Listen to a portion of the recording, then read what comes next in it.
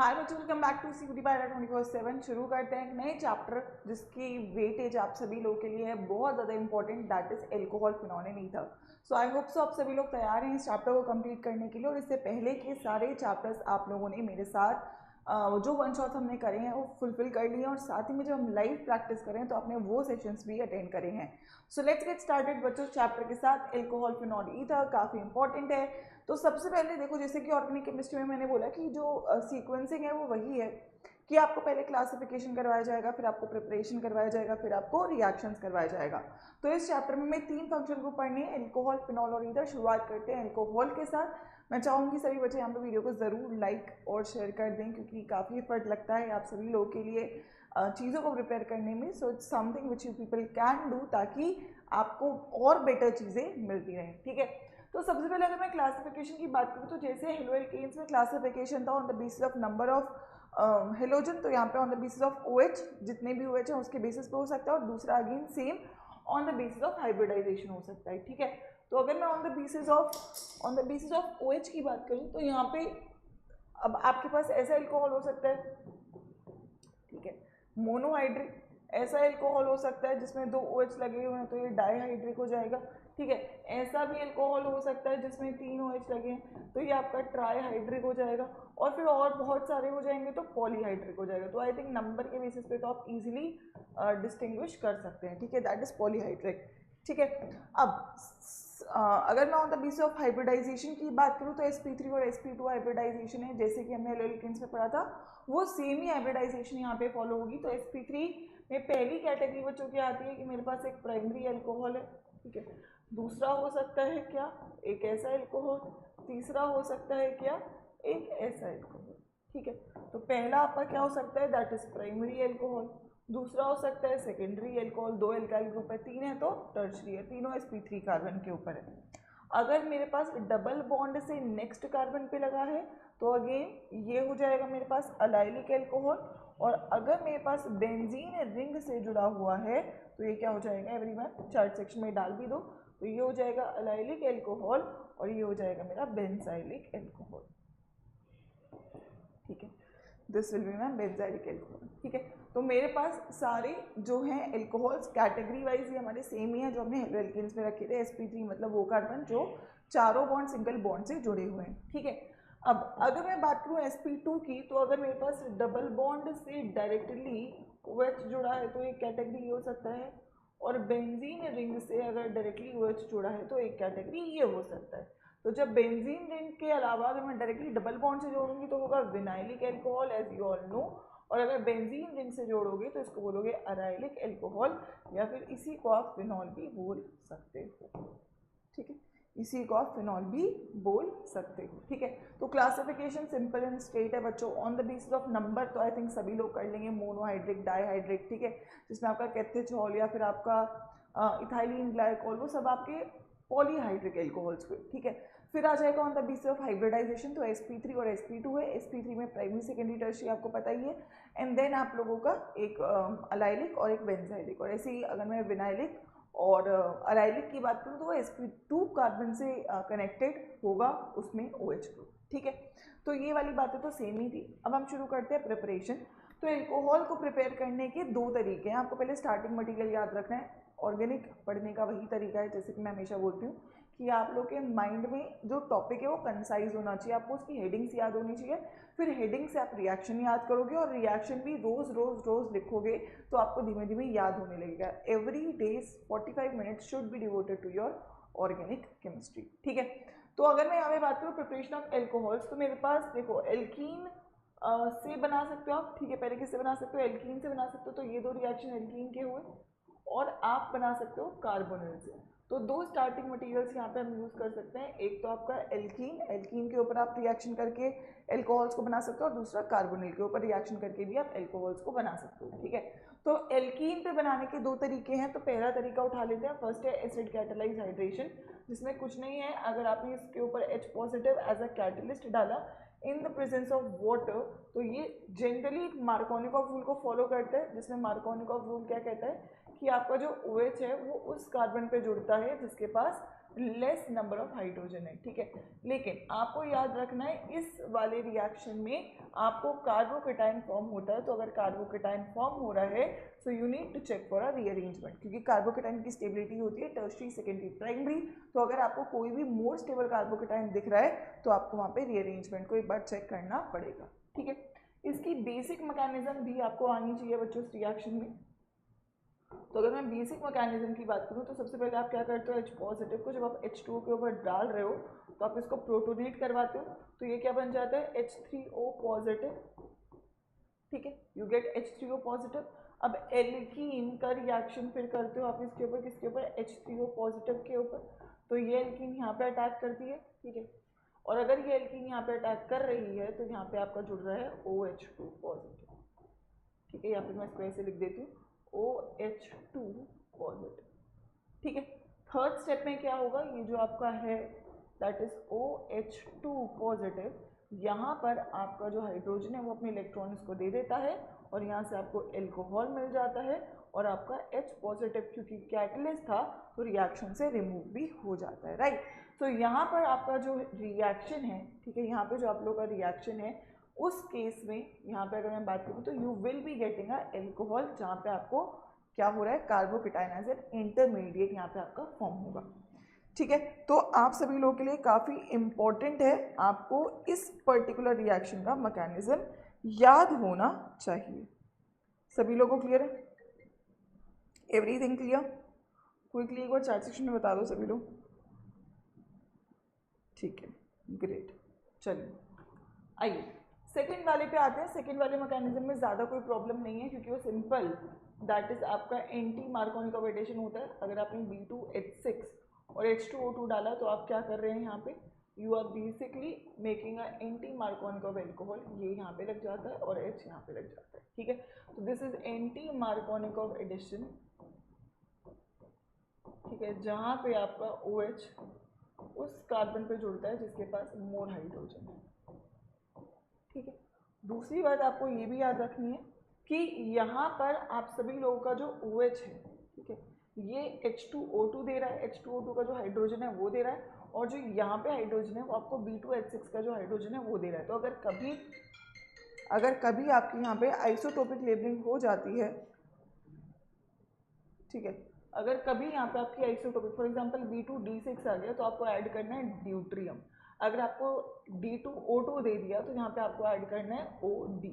तो ये ध्यान रखना कि अगर आइसोटोपिक लेबलिंग हो रही है तो आपको एडिशंस किसका करना है, कहाँ करना है वो तो पता है बट क्या करना है वो भी पता होना चाहिए, ठीक है।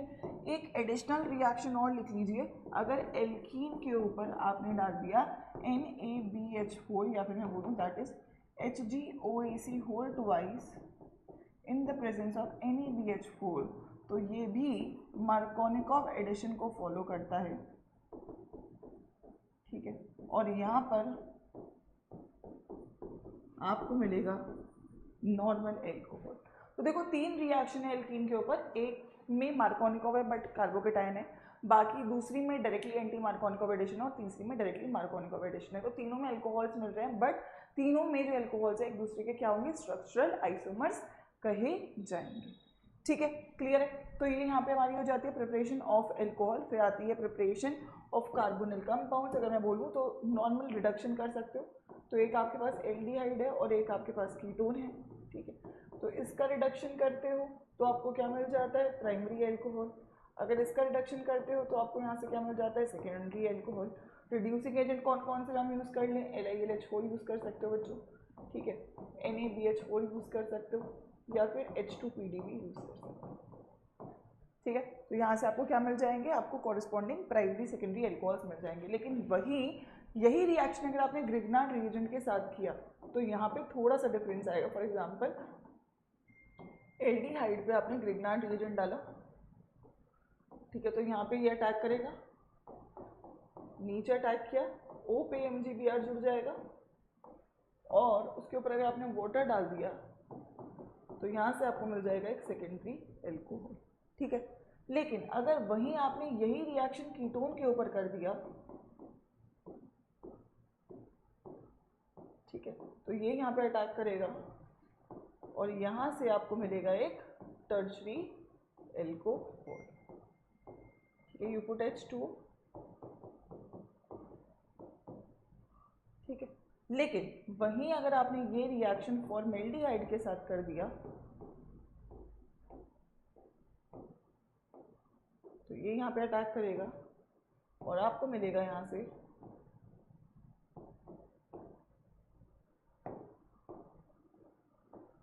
विद H2O एक प्राइमरी एल्कोहल, ठीक है। तो अगर मैं यहाँ पे बात करूँ तो आपके एल्डिहाइड है, कीटोन है, और ये एक स्पेशल केस है फॉर्मेल्डिहाइड है, ठीक है।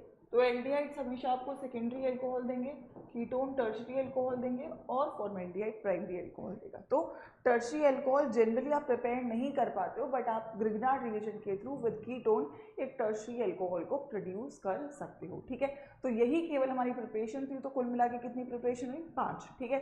3 एल्कीन के ऊपर होती हैं और 2 कार्बोनिल्स के ऊपर होती हैं। 5 आपको याद हैं तो डेफिनेटली आप सारे क्वेश्चंस कर पा रहे होंगे, ठीक है। आइए अब आ जाते हैं फिनॉल के ऊपर, ठीक है। तो हमारे पास क्लियर हो गया आप सभी लोगों को, इसमें आपने H+H2O डाला था एल्कोहल के ऊपर, बार बार ऐसे ही रिवाइज करेंगे। इसमें मैम मैंने B2H6 और H2O2 डाला था, ठीक है। कार्बोनिल का रिडक्शन मैंने कर दिया मैम LiLH4 के साथ, NaBH4 के साथ, ठीक है, H2PD के साथ, ठीक है। ग्रिग्नार्ड रिएजेंट में RMGX डाला और वाटर डाल दिया, ठीक है। तो यहाँ से हमने सारे किस्म के एल्कोहल्स आपके बना लिए, ठीक है। आइए अब अगर मैं प्रिपरेशन ऑफ फिनॉल करूँ तो मैं 4 चीज़ों से बना सकती हूँ, हेलोएल्कीन से, बेंजीन से, एनिलीन से और क्यूमीन से, ठीक है। तो अगर मेरे पास फिनॉल है, ठीक है, तो आप यही फ्लो चार्ट याद रखोगे। पहले आप बना लो यहाँ पे क्लोरोबेंजीन, ठीक है, एक बना लो आप यहाँ पे एनिलीन, फिर एक बना लो आप यहाँ पे बेंजीन और एक आप बना लो यहाँ पे क्यूमीन, ठीक है। 4 रिएक्शन है, चारों रिएक्शन सिंपली याद रखने हैं हमें, ठीक है। क्लोरोबेंजीन वाला तो पहले ही पढ़ के आए हैं, एनिलीन वाला आप अमाइंस चैप्टर में पढ़ते हो, ठीक है। फिर आपका बेंजीन वाला है और फिर आपका क्यूमीन वाला है, ठीक है। तो अगर मैं बोलूँ, अगर मैंने इसके ऊपर, इसका तो याद होना चाहिए क्या यूज़ करा है मैंने इसके ऊपर, that is NaOH H positive at 623 Kelvin and 300 atm pressure, that is Dawes process, ठीक है। तो क्लोरोबेंजीन से तो सिंपल 1 स्टेप रिएक्शन है। एनिलीन से आप पहले डाइजोनियम सॉल्ट बनाओगे NaNO2 + HCl at 0 to 5 degree Celsius, तो यहाँ से आपको डाइजोनियम सॉल्ट मिलेगा, ठीक है। और डाइजोनियम सॉल्ट के ऊपर आप वाटर पुट कर दोगे तो आपको यहाँ से क्या मिल जाएगा, that is your, you will get your, सभी लोग बताओ, yes, you will get your phenol, ठीक है। नेक्स्ट अगर मेरे पास क्या है, ओलियम, ठीक है, दैट इज बेंजीन। तो अगर मेरे पास बेंजीन है तो उसके ऊपर मैं डालती हूँ ओलियम, तो यहाँ से बनता है बेंजीन सल्फोनिक एसिड, और इसके ऊपर आप बस NaOH और H पॉजिटिव डाल दो तो यहाँ से मिल जाएगा आपको फिनॉल, ठीक है। क्यूमीन का सिंपल केस है, ऑक्सीजन डालेंगे तो क्यूमीन हाइड्रोपरऑक्साइड, ठीक है। और फिर आप इसका क्या कर दो, normal acidification, that is H positive in the presence of water, तो यहाँ से आपको क्या मिल जाएगा, phenol, right. So you need to remember phenol को आप 4 चीज़ों से बना सकते हो, क्लोरोबेंजीन से बना सकते हो, एनिलीन से बना सकते हो, ठीक है, क्यूमीन से बना सकते हो, और यहाँ पे आप बना सकते हो बेंजीन के साथ। यहाँ पर अगर मैं बोलूँ तो इस रिएक्शन में आपको एसीटोन भी साइड प्रोडक्ट मिलेगा, ठीक है, ये याद रखना। तो 4 स्टार्टिंग मटेरियल हैं जो आपको याद होने चाहिए particularly for the preparation of phenol, ठीक है। यहाँ तक भी बात क्लियर होगी। तो आइए अब ईथर की बात कर लेते हैं। ईथर को बनाने के 2 तरीके हैं, पहले प्रिपरेशन से ही खत्म करें ताकि प्रिपरेशन आपके दिमाग में बैठ जाए। तो 2 प्रिपरेशन है ईथर को बनाने की, पहली है डिहाइड्रेशन ऑफ एल्कोहल और दूसरा है विलियमसन ईथर सिंथेसिस। अगर मैं डिहाइड्रेशन की बात करूँ, ठीक है, तो अगर मेरे पास फॉर एग्जाम्पल कोई भी एक प्राइमरी एल्कोहल है, ठीक है, तो मैं 2 टेम्परेचर कंडीशन दे सकती हूँ इसको, ठीक है। पहला है 443 केल्विन पे आप इसको एसिडिफाई कर दो, और दूसरा है 413 केल्विन पे आप इसको एसिडिफाई कर दो, ठीक है। जब हाई टेम्परेचर दे दोगे, ठीक है, मतलब कि टेक्निकली जब आप बहुत हाई टेम्परेचर दे दोगे तो ये अपना एलिमिनेशन रिएक्शन अंडरगो करने लगेगा, और अगर ये एलिमिनेशन रिएक्शन अंडरगो करने लगेगा तो ये आपको क्या देगा, that is going to give you a direct alkene. ठीक है, यहाँ पे क्या मिल जाएगा आपको, एक डायरेक्ट एल्कीन। सभी लोगों को क्लियर है यहाँ तक? एक second, just give me 1 minute. Yes, तो यहाँ पर आपको क्या मिल जाएगा, alkene. This is elimination reaction और अल्कोहल का एलिमिनेशन इवन होता है। ठीक है, लेकिन अगर आपने इसे 413 केल्विन दिया तो यहाँ से ये आपको एक ईथर देगा and this is a SN2 mechanism का रिएक्शन। ठीक है, तो ईथर मिला, बट ईथर कैसा मिला इसकी ध्यान रखने की बात है। सो ईथर पहली बात आपको सिमेट्रिकल ईथर मिलेगा। ठीक है, दोनों साइड सेम ग्रुप लगेंगे। ठीक है, दूसरी बात इसके पास केवल प्राइमरी एल्काइल ग्रुप होगा। ठीक है, अगर आपने गलती से यहाँ पे सेकेंडरी या टर्शरी अल्कोहल ले लिया तो उससे आपको हमेशा क्या मिलेगी, एल्कीन। ठीक है, क्यों मिलेगी, क्योंकि SN2 मैकेनिज्म में ये स्टेरिक हिंड्रेंस देने लगेगा। ठीक है, तो याद रखना this is a temperature dependent reaction. ठीक है, टेम्परेचर डिपेंडेंट रिएक्शन भी है। टेम्परेचर कंडीशन इसके अकॉर्डिंग दोगे तो ये आपको ईथर देगा, बट ईथर का भी लिमिटेशन है कि ये सिमेट्रिकल ईथर देगा और वो जो ईथर है उनके पास प्राइमरी एल्काइल ग्रुप ही होगा। ठीक है, तो that is for your dehydration of alcohols. लेकिन मैम अगर दूसरे टाइप का एल्कोहल बनाना, दूसरे टाइप का ईथर बनाना है तो हम क्या यूज़ कर सकते हैं, we can use that is Williamson ether synthesis. Williamson ether synthesis में आप क्या बना सकते हो, अगर मेरे पास विलियमसन ईथर सिंथेसिस है that is RX plus R dash ONA is giving you RO R dash plus NaX। ठीक है, तो ये भी एक आपका कौन से मैकेनिज्म का रिएक्शन है, SN2 मैकेनिज्म का रिएक्शन है। तो यहाँ पर भी आपको जो एल्काइल हैलाइड है वो प्राइमरी ही रखनी पड़ेगी। ठीक है, मतलब देखो फॉर एग्जांपल अगर मैंने CH3Cl और CH3ONA डाला, ठीक है, तो यहाँ से CH3O CH3 NaCl मिल जाएगा। ठीक है, this is a normal reaction जिसमें मैंने दोनों ग्रुप प्राइमरी लिए, सेम ही ले लिए अभी। तो अब मैम आप अनसिमेट्रिकल बना दो, तो अनसिमेट्रिकल बनाते हैं Cl प्लस CH3ONA डाला तो यहाँ से CH3 CH2O CH3 और NaCl मिल जाएगा। ठीक है, तो ये भी आपका एक अनसिमेट्रिकल ईथर बन गया। तो पहला जो प्रॉब्लम था वहाँ पे कि अनसिमेट्रिकल ईथर नहीं बन रहा था, तो वो प्रॉब्लम सॉल्व हो गया। अब मैम प्राइमरी एल्काइल ग्रुप हटा दो। ठीक है, तो फॉर एग्जांपल मैंने CH3Cl में CH3 CH2 CH3ONA डाला तो क्या यहाँ पे रिएक्शन हो जाएगा, देखिए CH3O CH2 CH3 CH3 और NaCl यहाँ पे भी रिएक्ट। तो ये दोनों प्रॉब्लम सॉल्व कर दिया इसने, अनसिमेट्रिकल भी बना दिया और इसने आपका सेकेंडरी ग्रुप वाला भी बना दिया, टर्शियरी का भी बना देगा। लेकिन कंडीशन ये है कि दोनों सेकेंडरी ग्रुप नहीं ले सकते। अगर आपने बाय चांस इसको सेकेंडरी ले लिया, दैट इज एल्काइल हैलाइड को सेकेंडरी ले लिया और चाहो तो इसको प्राइमरी भी ले लिया, तो भी ये रिएक्शन नहीं होगा और अब ये एक एलिमिनेशन रिएक्शन में कन्वर्ट हो जाएगा। Right, so what is my condition, ma'am मेरा कंडीशन क्या है? तो मेरा कंडीशन ये है कि अगर आपके पास एल्काइल हैलाइड है और R-ONA है, ठीक है, अगर तुमने इसको प्राइमरी लिया और इसको तुम प्राइमरी लो, सेकेंडरी लो, टर्शियरी लो, आपको हमेशा एक ईथर मिलेगा with the mechanism of SN2। लेकिन अगर आपने इसको सेकेंडरी टर्शियरी ले लिया और इसको तुम कुछ भी ले लो तो हमेशा आपको एक एल्कीन मिलेगी विद इवन मैकेनिज्म। ठीक है, तो ये बात ध्यान रखनी है कि विलियमसन ईथर सिंथेसिस की केवल एक ही लिमिटेशन है कि alkyl halide should be primary. ऐसे बहुत सारे आपको स्टेटमेंट असर्शन दिखेंगे जहाँ पे बोलेगा कि यार इसने ईथर बनाना था बट इसने ईथर ना देके एल्कीन बनाया, तो what is the reason behind it? So you should know the reason behind this is the alkyl halide because the mechanism it is following is SN2 mechanism जिसमें steric hindrance नहीं होना चाहिए और secondary और tertiary alkyl halide में आपका steric hindrance exist करने लगता है। ठीक है, so that is all for preparation for 3 functional groups. Alcohol की 5 प्रिपरेशंस हुई, I hope you remember. Alkene और कार्बोनिल से, फिनॉल की 4 हुई और ईथर की 2 हुई। तो टेक्निकली आपके पास 11 प्रिपरेशंस है for alcohol, phenol and ether. आपको नंबर वाइज याद होना चाहिए ताकि आप वो कभी भूल भी रहे हो तो आप फिंगर्स पर रिवाइज करो तो आपको याद है कि यार एक में मिस आउट करो, कौन सा है, थोड़ा दिमाग में स्ट्रेस डालोगे याद होगा और अगर नहीं याद तो रिवाइज करोगे तो दूसरी बार याद होगा। ठीक है, तो इस तरीके से आप लोगों से करना पड़ेगा। ठीक है, तो ये हो जाता है। अब आ जाते हैं हम लोग अपने रिएक्शंस के ऊपर। सबसे पहले एल्कोहल के रिएक्शंस पढ़ें और एल्कोहल की अगर मैं बात करूँ तो दिस इज एल्कोहल और आपको पता है इसके ऊपर नेगेटिव चार्ज है तो इसके ऊपर पॉजिटिव और इसके ऊपर पॉजिटिव है। अगर मैं ये बॉन्ड तोड़ रही हूँ तो मैं R पॉजिटिव और OH नेगेटिव बना रही हूँ, और अगर मैं ये बॉन्ड तोड़ रही हूँ तो मैं OR नेगेटिव और H पॉजिटिव बना रही हूँ। तो यहाँ पे मेरे पास जो एल्कोहल है वो एज ए इलेक्ट्रोफाइल काम कर रहा है, और यहाँ पे मेरे पास जो एल्कोहल है वो एज ए न्यूक्लियोफाइल काम कर रहा है। ठीक है, तो अगर मेरा क्लीवेज बदल रहा है, राइट, अगर मेरे पास मैंने OR बॉन्ड क्लीव करा तो एज ए इलेक्ट्रोफाइल काम कर रहा है, अगर मैंने OH बॉन्ड क्लीव करा तो एज ए न्यूक्लियोफाइल आपका काम कर रहा है। तो alcohols can behave in both the natures. ठीक है, ठीक है, alcohols can behave in both the nature, इसीलिए हम बोलते हैं कि alcohols are ambidentate in nature. Alcohols का नेचर क्या होता है? एम्बीडेंटेड होता है। ठीक है, क्लियर है? चलिए, तो सबसे पहले OH बॉन्ड क्लीवेज की बात करते हैं, जिसमें पहला कंसेप्ट जो आएगा आपका एसिडिटी का, और फिर आएगा हमारे पास esterification reaction. What are acids? अगर मैं पहले कंसेप्ट को उठाऊं, व्हाट आर एसिड्स, तो देखो एसिड इज एनीथिंग, ठीक है, एसिड इज एनीथिंग,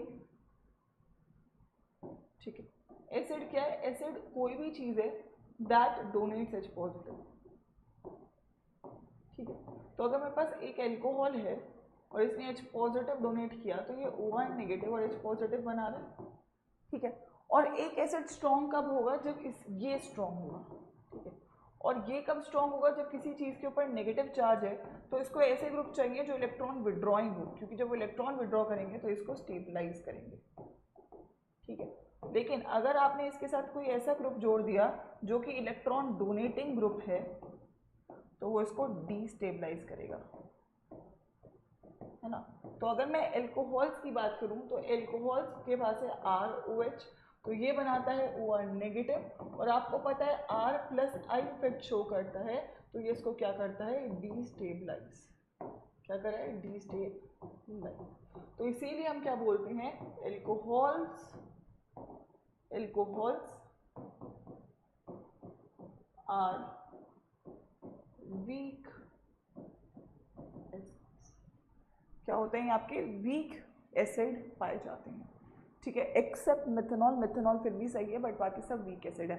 और अगर कोई वीक एसिड है तो ऑब्वियसली बात है कि यार वो टूटेगा नहीं, और टूटेगा नहीं तो उसमें कन्वर्ट नहीं होगा। तो अगर मैं इस रिएक्शन का डिसोसिएशन कांस्टेंट लिखूं, क्योंकि एसिड है तो इसका डिसोसिएशन कांस्टेंट क्या हो जाएगा? That is going to be OR negative का कंसंट्रेशन इंटू H पॉजिटिव का कंसंट्रेशन अपॉन में ROH का कंसंट्रेशन। और अगर इसका कंसंट्रेशन कम है तो ऑब्वियसली इसका कंसंट्रेशन भी कम होगा। तो मैं क्या बोल सकती हूँ? Acidic strength is directly proportional to Ka, dissociation constant of acid. और अगर मैं pKa की बात करूँ तो क्या होगा? Minus log of Ka, that is log 1 by Ka। So you can say कि pKa is inversely proportional to Ka, तो यहाँ पे इनवर्सली प्रोपोर्शनल का रिलेशनशिप आएगा। एसिडिक स्ट्रेंथ कौन बढ़ाएगा? इलेक्ट्रॉन डोनेटिंग ग्रुप्स बढ़ा रहे होंगे, right? So technically you need to remember this is the thing that you need to remember when you are comparing your acidic strength। ठीक है, जब भी हम एसिडिक स्ट्रेंथ की बात करेंगे। ठीक है, तो ये वाला पॉइंट हम लोग को याद रखना है कि acidic strength is directly proportional to Ka, inversely proportional to pK, directly proportional to electron donating groups. ठीक है, तो अगर मैं वहाँ पे आप लोगों से कंपेयर करवाऊँ, ठीक है, अगर हम यहाँ पे कंपेयर कर लें क्या कि अगर मैं ROH और H2O की बात करूँ तो इनमें से स्ट्रॉन्ग एसिड कौन है? यहाँ पे OR नेगेटिव बन रहा है, यहाँ पे OH नेगेटिव बन रहा है। ठीक है, यहाँ पे प्लस I इफेक्ट और यहाँ पे कोई इफेक्ट नहीं है, और प्लस I इफेक्ट आप सभी लोगों को पता है एसिडिक नेचर को घटाएगा। तो क्या कंक्लूजन आएगा? You will get H2O is more acidic then alcohol. ठीक है, इसलिए जो आपका वाटर है वो ज़्यादा एसिडिक पाया जाता है देन योर एल्कोहल्स। ठीक है भाई, साथ ही में वीक एसिड तो है ही, लेकिन आपको पता है कि अगर कोई भी एक एसिड है और वो बेस के साथ रिएक्ट करेगा तो वो बनाएगा सॉल्ट प्लस वाटर। लेकिन एल्कोहल्स इतने वीकर एसिड्स होते हैं कि अगर मैंने फॉर एग्जांपल एल्कोहल को लिया, मैं मेटल के साथ रिएक्ट कर दूं फॉर एग्जांपल, तो ये मेटल एल्कोक्साइड बना देगा और साथ में हाइड्रोजन गैस रिलीज करेगा, क्योंकि यहाँ पे भी आपका जो मेटल है वो कैसा रिएक्शन कर रहा है? That is like it is extracting electrons.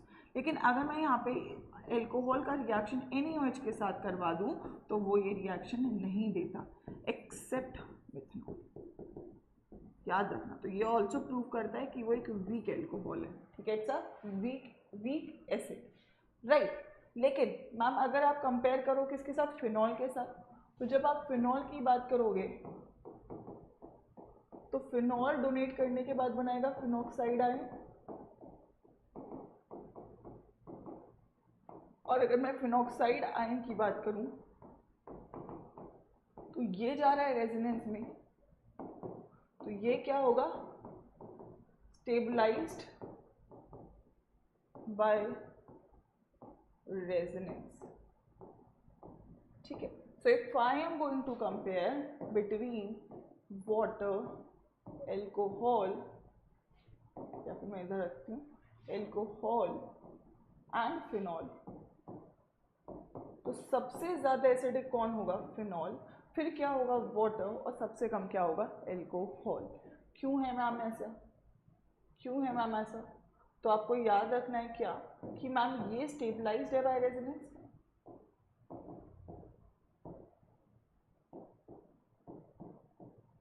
और ये डिस्टेबलाइज्ड है बाय प्लस आई इफेक्ट की वजह से ये आपका क्या हो जाएगा, डिस्टेबलाइज्ड हो जाएगा, ठीक है, राइट है। नेक्स्ट पॉइंट मैम, फिनॉल तो चलो आपने बोल दिया सबसे ज़्यादा एसिडिक है, बट अगर मैं विद इन फिनॉल कंपेयर करूं तो आप सभी लोगों को पता है कि फिनॉल को स्टेबलाइज कौन करेगा, माइनस एम इफेक्ट, ठीक है। माइनस एम और प्लस एम इफेक्ट कौन सी पोजीशन पे लगता है, ऑर्थो और पैरा पोजीशन पे, और माइनस आई और प्लस आई इफेक्ट कहाँ पे लगता है, मेटा पोजीशन पे। तो जब भी हम ऑर्थो पैरा पे देखेंगे तो हम माइनस एम इफेक्ट की वजह से एसिडिक नेचर ज़्यादा इंक्रीज करेंगे, और जब भी हम मेटा पोजीशन पे देखेंगे तो हम माइनस आई इफेक्ट की वजह से आप लोगों की एसिडिक नेचर को चेक करेंगे, ठीक है, राइट। सो आपको बेसिकली पता होना चाहिए माइनस एम इफेक्ट कौन शो कर रहा है, आपका NO2 हो गया, CN हो गया, CHO हो गया, COOH हो गया, ठीक है, SO3H हो गया, ये सब आपके माइनस एम इफेक्ट शो कर रहे हैं। प्लस एम जितने भी लोन पे कंटेनिंग ग्रुप है, NH2 हो गया, OH हो गया, OR हो गया, है ना, OCH3 हो गया, हेलोजेंस हो गए, ठीक है, ये भी शो कर देते हैं, ठीक है, ये सब शो कर देंगे, ठीक है। प्लस आई इफेक्ट जनरली आपके हाइड्रोकार्बन शो करते हैं, ठीक है, और माइनस इफेक्ट अगेन आपके इलेक्ट्रोनेगेटिव एलिमेंट सारे करेंगे, जो आपके प्लस एम वाले थे वो सभी कर रहे होते हैं, ठीक है। तो फॉर एग्जांपल अगर मैं आप लोगों को कंपैरिजन दूं कि OH के ऊपर NO2 है और OH के ऊपर मेरे पास NH2 है, तो ज़्यादा एसिडिक कौन होगा, तो you just have to check the compare effect, para position में माइनस एम प्लस एम, तो यू नो कि minus M is more acidic, ठीक है। फॉर एग्जाम्पल अगर मैं आप लोगों को बोल रही हूँ कि आई हैव OH, ठीक है, and I have CH3 and I have OH and I have for example that is OH only, ठीक है, तो तुमको पता है CH3 तो केवल प्लस आई इफेक्ट शो करता है, तो ये प्लस आई ही लगाएगा, और OH आपका प्लस एम शो करता है, तो कम दे कौन रहा है, प्लस आई, तो उस केस में आपका प्लस आई जीत जाएगा, ठीक है। फॉर एग्जाम्पल अगर मैंने आप लोगों को दिया कि मेरे पास यहाँ पे Cl है और मेरे पास यहाँ पे Cl है, तो यू नो कि Cl एक ऐसा एलिमेंट है जिसके पास लोन पेयर है, तो ये पैरा पोजीशन पे प्लस एम देगा, बट मेटा पे तो ये माइनस आई देगा, और आपको विड्रॉइंग इफेक्ट जिताने हैं तो minus I will be more acidic, ठीक है। फॉर एग्जाम्पल अगर मुझे कंपेयर करना है, मेरे पास यहाँ पे OH है, NH2 है, फिनॉल है, और साथ में यहाँ पे मेरे पास फिनॉल के साथ CN है, तो कौन सबसे स्ट्रॉन्ग एसिड होगा, तो यू नो ये माइनस एम इफेक्ट है, ये प्लस एम इफेक्ट है, तो हमेशा माइनस एम फिर नो इफेक्ट और फिर प्लस एम। तो आपको एसिडिक नेचर के ऑर्डर के लिए लाइन याद रखनी है, सबसे अच्छा माइनस एम होगा, फिर माइनस आई, फिर कोई ग्रुप मत लगाओ, फिर प्लस आई और फिर plus M, that is going to be the strength of acidic character for phenols. इस इफेक्ट को आपको याद रखना है, बाकी इसके ऊपर जो क्वेश्चन है वो हम लोग क्लास में करेंगे ही, ठीक है। तो एसिडिक नेचर का एक कंसेप्ट आप लोगों को याद रखना है, सबसे इंपॉर्टेंट है, सबसे ज़्यादा पेपर में पूछा जाता है, ठीक है। देन सेकेंड रिएक्शन है esterification reaction, that is again regarding to your cleaving of your OH bond, ठीक है। तो अगर आपके पास ROH है, ठीक है, ROH का मैं 3 चीज़ों के साथ रिएक्शन करवा रही हूँ, ठीक है। सबसे पहले मैं करवा रही हूँ इसका रिएक्शन एसिड के साथ, तो ये OH C double bond OR dash है। दूसरा रिएक्शन इसका करवा रहे हैं हम एसिटिक एनहाइड्राइड के साथ, R C double bond O,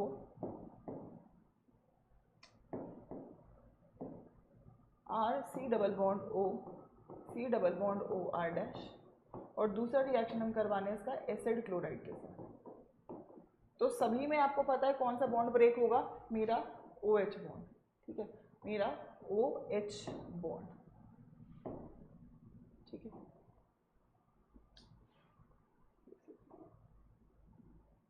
कौन सा बॉन्ड, OH बॉन्ड, ठीक है। तो सभी में प्रोडक्ट क्या बनेगा, you will get RO C double bond O CH3, या फिर मैं R डैश कर रही हूँ यहाँ पे, ठीक है। ये सेम ही समय मिलेगा, RO C double bond O R dash, RO C double bond O R dash. Side product water R dash COOH और HCl, ठीक है। ये रिएक्शन होता है इन द प्रेजेंस ऑफ पिरिडीन, ठीक है। क्यों होता है, ताकि रिएक्शन मूव करे इन फॉरवर्ड डायरेक्शन, क्योंकि जब एसिड बेस रिएक्ट करेंगे तो HCl का अमाउंट डिक्रीज करेगा, और जब इसका अमाउंट डिक्रीज करेगा तो रिएक्शन फॉरवर्ड डायरेक्शन में मूव करेगा, ठीक है। दूसरी बात, और जो भी आपका एस्टर है उसका जो ऑक्सीजन है ये कहाँ से आया है, एल्कोहल से आया है। ये वाला तो तुमको पता है कार्बोनिल का ही है, लेकिन ये जो ऑक्सीजन है ये एसिड वाला है। तो अगर आइसोटोपिक लेबलिंग हो जाती है तो आपको ऑक्सीजन की पोजीशन पता होनी चाहिए कि कौन सा ऑक्सीजन कहाँ से लिया गया है, ठीक है, राइट है। तो OH बॉन्ड क्लीवेज हो जाता है। अब आ जाता है CO बॉन्ड क्लीवेज। तो अगर मेरे को CO बॉन्ड क्लीव करना है तो उसके 4 रिएक्शन फिर से आ जाते हैं। पहला है ल्यूकस टेस्ट, ठीक है। ल्यूकस टेस्ट और PCl3 PCl5 वाला रिएक्शन आप हेलो एल्कीन्स में भी पढ़ के आए हो, जब मैंने प्रिपरेशन ऑफ हेलो एल्कीन्स सबसे पहला रिएक्शन फ्रॉम एल्कोहल्स करवाया था, ठीक है। फिर है dehydration reaction, that is elimination reaction, और तीसरा है हमारे पास ऑक्सीडेशन ऑफ एल्कोहल्स, ठीक है। चलिए, तो सबसे पहले आ जाते हैं फर्स्ट के ऊपर, that is your Lucas test. तो अगर मैं ल्यूकस टेस्ट की बात कर रही हूँ तो it is a basic test. क्यों टेस्ट बोल रही हूँ, क्योंकि जब ROH के ऊपर आप concentrated HCl in the presence of ZnCl2 डालते हो तो यहाँ से आपको क्या मिलता है, RCl प्लस H2, ठीक है। क्या मिल जाता है आपको, RCl प्लस H2। कुछ नहीं हो रहा है यहाँ से, आपका ये वाला बॉन्ड तोड़ रहे हैं, क्योंकि अब मैं क्या कर रही हूँ, RCO बॉन्ड तोड़ रही हूँ, तो मैं इधर से तोड़ रही हूँ, और जब मैं इधर से तोड़ रही हूँ तो मेरा यहाँ से R पॉजिटिव आ रहा है। और अगर R पॉजिटिव आ रहा है तो आप क्या बोलोगे, कौन सी न्यूक्लियोफिलिक सब्स्टिट्यूशन रिएक्शन है, SN1 या SN2? क्योंकि यहाँ कार्बोकेटाइन फॉर्म हो रहा है तो ये हमारा SN1 मैकेनिज्म का रिएक्शन। और अगर यहाँ पे SN1 मैकेनिज्म है तो अगर मेरे पास प्राइमरी एल्कोहल है, मेरे पास सेकेंडरी एल्कोहल है और मेरे पास टर्शरी एल्कोहल है, तो रिएक्टिविटी का ऑर्डर क्या होगा, क्योंकि टर्शरी कार्बोकेटाइन सबसे स्टेबल होता है तो रिएक्टिविटी का ऑर्डर भी रहेगा टर्शरी, सेकेंडरी और primary. Why, because of stability of carbocation,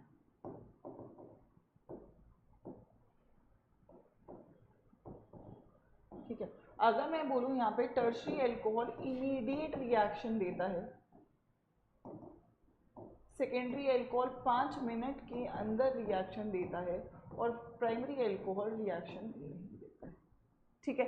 so again it is basically फिर टेस्ट ही हो जाता है, क्योंकि इसने डिस्टिंग्विश कर दिया किसके बीच में, प्राइमरी सेकेंडरी टर्शियरी एल्कोहल के बीच में। पेपर में आपको रिएजेंट का सवाल भी आया, रिएक्टिविटी का भी सवाल आया, तो आपको पता होना चाहिए ल्यूकस टेस्ट की रिएक्टिविटी क्या होती है, ठीक है। सेम ही रिएक्शन है PCl3 PCl5 वाला, आपने पढ़ा था कि अगर फॉर एग्जाम्पल 3 ROH है और इसके ऊपर आपने PX3 डाला था, तो यहाँ से आपको 3 RCl और POCl3 और HCl मिल गया था, ठीक है। लेकिन अगर आपने ROH के ऊपर मैंने RCl PX3 लिख दिया तो आप इसको PCl3 ही लिख लो, ठीक है, दैट इज PCl3। अगर मैंने PCl5 डाला होगा तो RCl और H3PO4 मिल जाता है, ठीक है, राइट है। सो अगर इतना कुछ यहाँ पे मेरे साथ हो रहा है तो मुझे आप ये बताओ कि इस रिएक्शन में भी मैं क्या कर रही हूँ, मैं ROH में से ये तोड़ रही हूँ, तो मैं R पॉजिटिव ही तोड़ रही हूँ, तो इस रिएक्शन का मैकेनिज्म भी क्या हो जाएगा, this is also SN1 mechanism reaction, ठीक है। ये भी मेरा SN1 मैकेनिज्म को ही फॉलो कर रहा होगा, ठीक है।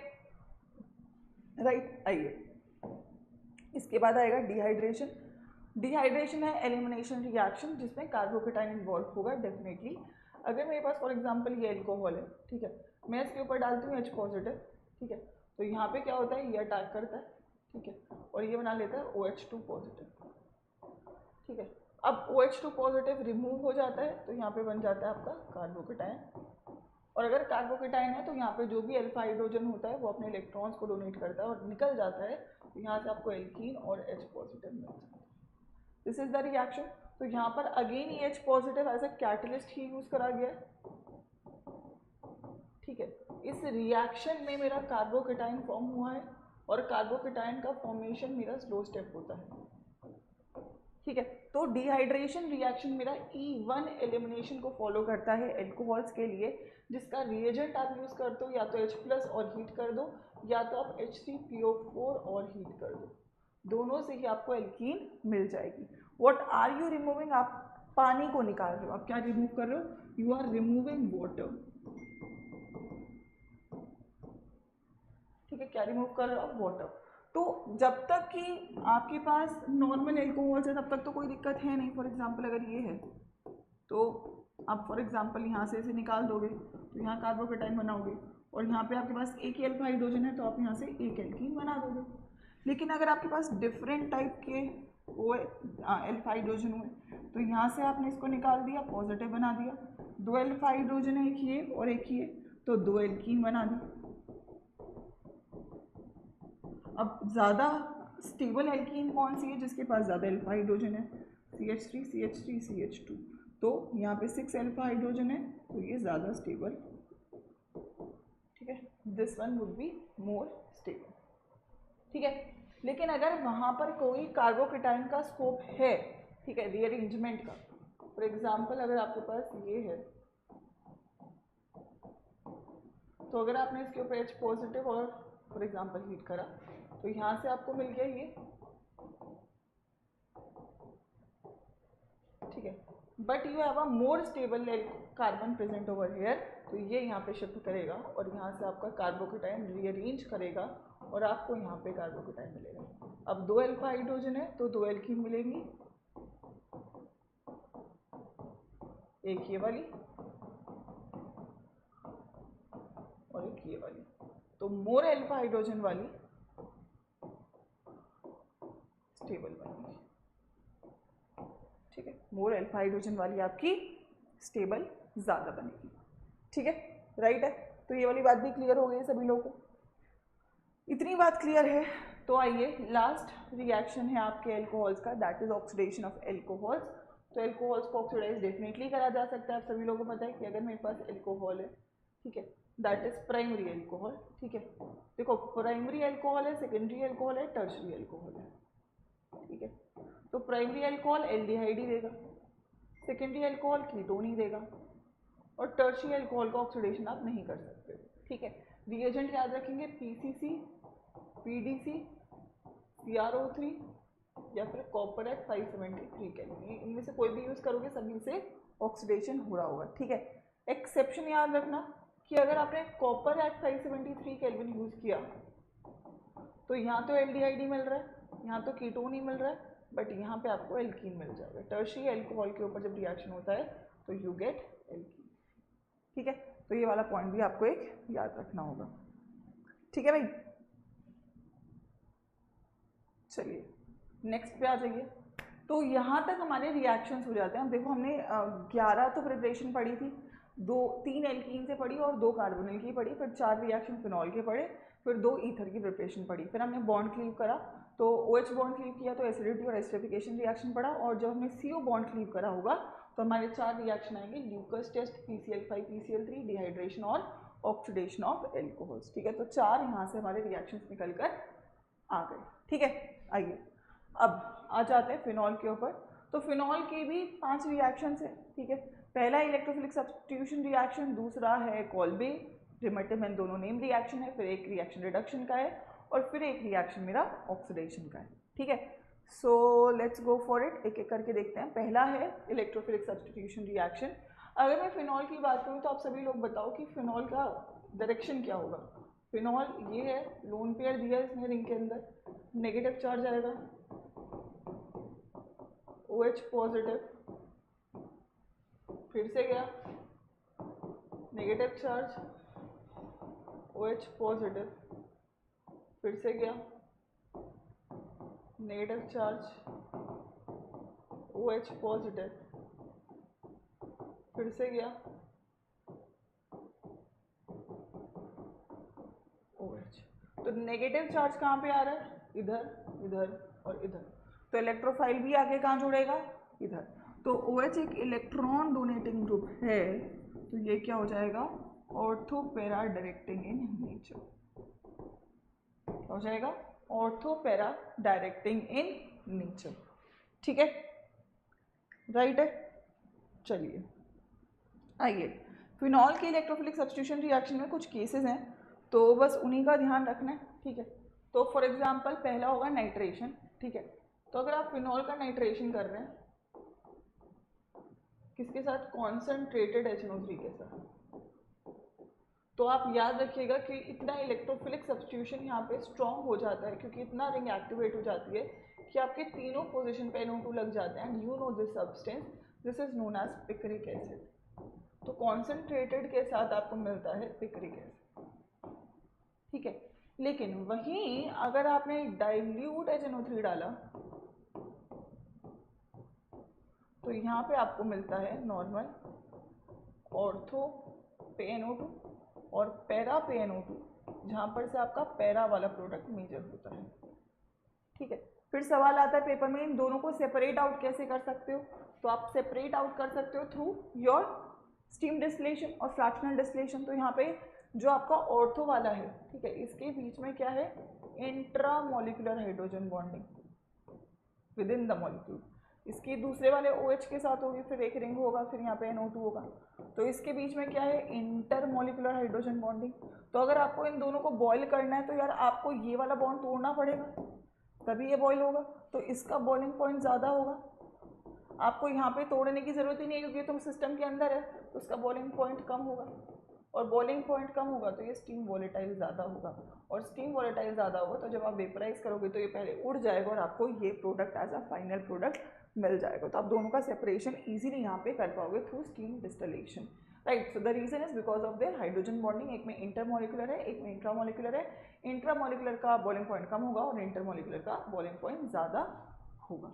ठीक है, वहीं सेकेंड रिएक्शन हम कर सकते हैं इसका ब्रोमिनेशन। ठीक है, तो ब्रोमिनेशन अगर मुझे इसका करना है, ठीक है, अगर मुझे ब्रोमिनेशन करना है तो मैं bromine in the presence of carbon disulphide अगर डालती हूँ तो मुझे दोनों पोजीशन पे ही मिल रहा है, जैसे पहले मिला था, ऑर्थो पे Br और पैरा पे Br, और ये वाला ही मेजर होगा। लेकिन अगर आपने इसके ऊपर डाल दिया ब्रोमीन वाटर तो यहाँ पे फिर से वो ट्राई सब्स्टिट्यूटेड प्रोडक्ट ही देने लगेगा आपको, दैट इज Br, Br और Br। तो क्या मिलेगा आपको? 2,4,6 ट्राई ब्रोमो फिनॉल। ठीक है, तो आपको याद रखना है इलेक्ट्रोफिलिक सब्स्टिट्यूशन के दो केसेस हैं।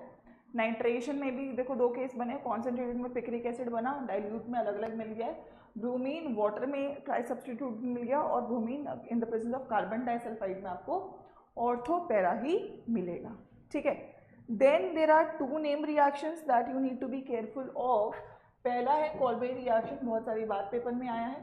ठीक है, फिनॉल के ऊपर अगर आपने NaOH डाला तो पहले एसिड बेस रिएक्शन होगा, फिनॉक्साइड, फिनॉक्साइड ONA बनेगा, और अगर आपने इसके ऊपर CO2 और H पॉजिटिव डाला तो COOH का इंसर्शन होगा, तो यहाँ से आपको OH और COOH मिलेगा। तो you will get what? Salicylic acid. ठीक है, दिस इज फ्रॉम फिनॉल। जब फिनॉल से आप सैलिसिलिक एसिड बनाते हो, इस रिएक्शन का नाम है कॉल्बे रिएक्शन। ठीक है, लेकिन एक चीज़ और ध्यान रखना कि इसको आप आगे भी ले जा सकते हो। अगर इसके ऊपर आपने एसिटाइलेशन कर दिया CH3 COCl से भी कर सकते हो, तो आपको याद है एस्टरिफिकेशन रिएक्शन, तो ये तो COH ऐसे ही रहेगा और ये OCOCH3 बन जाएगा। तो ये होता है बच्चों एस्प्रीन। तो एस्प्रीन का फॉर्मेशन यहाँ से हो सकता है इसको बोलते हैं that is ortho acetyl benzoic acid. तो ये इसका यूपीएससी नेम हो जाएगा और कॉमन नेम इसका क्या हो जाएगा, एस्पिरिन। ठीक है, तो एस्पिरिन का फॉर्मेशन होता है सैलिसिलिक एसिड से और सैलिसिलिक एसिड बनता है कॉल्बे रिएक्शन से।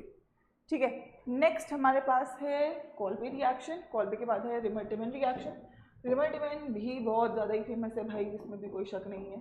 तो अगर आपने इसके ऊपर NaOHCHCl3 और H पॉजिटिव डाला, ठीक है, NaOHCHCl3 और H पॉजिटिव अगर आपने इसके ऊपर डाला तो बेसिकली यहाँ से आपको क्या मिल जाएगा, you will get ONA and CHO। और अगर आपने इसके ऊपर H पॉजिटिव डाल दिया तो ये मिल जाएगा OH और CHO। तो ये कंपाउंड है मेरा क्या, this is my salicyl aldehyde, salicyl aldehyde, but salicyl aldehyde from phenol. अब आप बोलोगे मैम ये इलेक्ट्रोफिलिक सब्स्टिट्यूशन रिएक्शन है, फिनॉल के ऊपर एडिशन हुआ है और मैम इलेक्ट्रोफाइल यहाँ पे CHO है। तो याद रखना इस रिएक्शन का इलेक्ट्रोफाइल क्या होता है, that is a carbene, that is CCl। याद, इस रिएक्शन का जो इंटरमीडिएट होता है वो क्या होती है, वो एक कार्बीन होती है। ठीक है, तो ये हो गया Reimer Tiemann reaction. And the last is normal reaction, इसमें कोई दिक्कत नहीं है। अगर आप फिनॉल के ऊपर क्या डाल देते हो, जिंक डस्ट, और हीट कर देते हो तो यहाँ से आपको मिल जाती है जस्ट प्योर बेंजीन। ठीक है, और वहीं अगर आप फिनॉल का ऑक्सीडेशन करना चाहो तो अगर आप फिनॉल के ऊपर डाल देते हो क्या, that is KMnO4 and K2Cr2O7, तो यहाँ से आपको मिल जाता है benzoquinone. This is complete oxidation of phenol. ठीक है, you get your that is benzoquinone.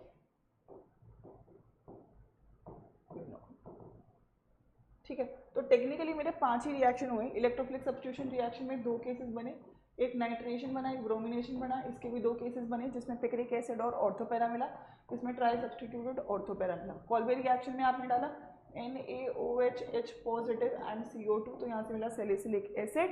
रिमर्टिमन reaction में आपने डाला NaOH पॉजिटिव और CHCl3, तो यहाँ से मिला आपको सैलिसिल एल्डिहाइड। रिडक्शन में आपने डाला जिंक डस्ट, तो यहाँ से मिला आपको बेंजीन। और ऑक्सीडेशन में आपने डाला KMnO4 प्लस K2Cr2O7, तो यहाँ से आपको क्या मिल गया, दैट इज योर बेंजोक्विनोन। ठीक है, तो ये सारे रिएक्शंस किसके सामने निकल के आपके, that is for your phenol. Clear है सभी लोग को, राइट है। चलिए, this brings us to the last set of reaction. Phenol भी हो जाता है, फिर आ जाता है मेरा ईथर का रिएक्शन, और ईथर का एक ही मेन रिएक्शन है, that is reaction with HI। ठीक है, तो अगर मैं रिएक्शन विद HI की बात करूँ, मेरे पास कोई भी एक ईथर है, ठीक है, राइट, मैं इसको R की फॉर्म में शो कर रही हूँ, ROR। जब मैं इसके ऊपर HI डालूंगी तो आपको पता है इसके ऊपर नेगेटिव चार्ज, इसके ऊपर पॉजिटिव चार्ज, तो एक साइड तो आपका RI बन जाएगा और एक साइड आपका ROH बन जाएगा। ठीक है, दोनों टूट जाएंगे।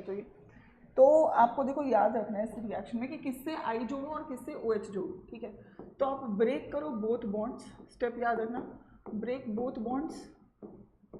कौन से बॉन्ड्स ब्रेक करने को कह रही हूँ मैं यहाँ पे आपको,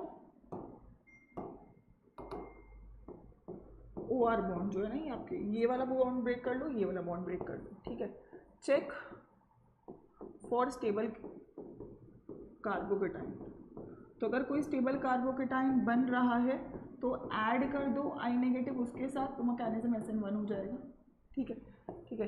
इफ नो स्टेबल कार्बोकेटाइन,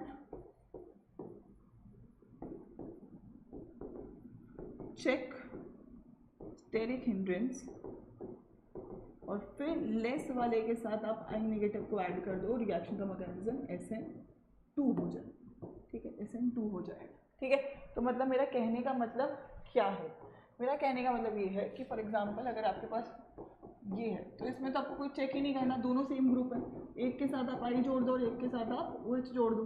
ठीक है, कोई दिक्कत ही नहीं आ रही। लेकिन अगर फॉर एग्जांपल मेरे पास एक ऐसा ग्रुप है तो मैंने कहा चेक करो, ठीक है, तो तुमने चेक करा इधर और इधर, तो इधर कार्बोकेटाइन ये बनेगा और इधर कार्बोकेटाइन ये बनेगा, तो तुमको दिख रहा है एक स्टेबल कार्बोकेटाइन है, और अगर स्टेबल कार्बोकेटाइन है तो इससे आप I जोड़ोगे और इसके साथ आप OH जोड़ोगे। ठीक है, ये दो प्रोडक्ट्स आएंगे। फॉर एग्जाम्पल कोई स्टेबल कार्बोकेटाइन नहीं है, जैसे कि अगर मेरे पास ये है, तो अगर मेरे को इसको चेक करना है तो मैंने यहाँ से भी तोड़ा, यहाँ से भी तोड़ा, ये कार्बोकेटाइन, ये दोनों में से कोई भी स्टेबल नहीं है, तो मैं स्टेरिक हिंड्रेंस चेक करूँगी। लेस स्टेरिकली हिंडर्ड है, इसके साथ आई जोड़ेंगे, इसके साथ OH जोड़ेंगे। ठीक है, तो आपको HI का क्लीवेज वाले जो भी रिएक्शन है, फॉर एग्जाम्पल आपको ये दिया है, दोनों को तोड़ के देखो, इधर से तोड़ो, इधर से तोड़ो, एक ये बना रहे हो और एक ये, क्या कोई भी कार्बोकेटाइन स्टेबल है? नहीं। तो स्टेरिक हिंड्रेंस चेक करोगे, ऑब्वियसली इसकी कम है, तो CH3I बनेगा और यहाँ से फिनॉल निकलेगा। ठीक है, लेकिन अगर यही मैंने HI आपका एक्सेस में ले लिया ना, अगर ये मैंने एक्सेस में ले लिया, तो याद रखना आपको बोथ प्रोडक्ट्स में I ही मिलेगा। अगर आपका ये एक्सेस में है तो बोथ आपको आयोडाइड ही मिलेंगे, और अगर एक एक्सेस में, मतलब एक्सेस में नहीं है, तो फिर आपको ये वाले स्टेप्स को ही फॉलो करना होगा। ठीक है, and the last reaction is electrophilic substitution of anisole, that is this. तो नॉर्मल सब्स्टिट्यूशन रहेगा। अगर मैंने आपको बोला था कि जब भी मेरे पास इलेक्ट्रॉन डोनेटिंग ग्रुप है, this is a electron donating group, तो ये ऑर्थो पैरा डायरेक्टिंग होंगे। तो जितने भी आपके इलेक्ट्रोफाइल्स हैं, ठीक है, जैसे कि फॉर एग्जांपल आपने हेलोजिनेशन किया तो आप X पॉजिटिव को, फॉर एग्जांपल आपने नाइट्रेशन किया तो NO2 पॉजिटिव को, सल्फोनेशन किया तो SO3H पॉजिटिव को, एल्काइलेशन किया तो CH3 पॉजिटिव को, इन सबको जोड़ देंगे कहाँ पे? ऑर्थो पैरा पे। और मेजर पोजीशन पे, मेजर कौन सा होगा? हमेशा पैरा। ठीक है, so that is it, that is the complete chapter summary for all of you. आप सभी लोगों को जब इतना चैप्टर इस तरीके से याद होगा ना कि आपको सोचना नहीं पड़ रहा है, ठीक है, आपके माइंड में रिएक्शंस होने चाहिए। लास्ट में मैं आपको यही दे रही हूँ। ठीक है, देखो आपके पास है एल्कोहल, फिनॉल एंड ईथर। ठीक है, तो अगर मैं बोलूँ एल्कोहल की आपके पास प्रिपरेशन थी 5 और रिएक्शंस थे 2 + 4, तो टोटल कितने हो गए? 11 रिएक्शन।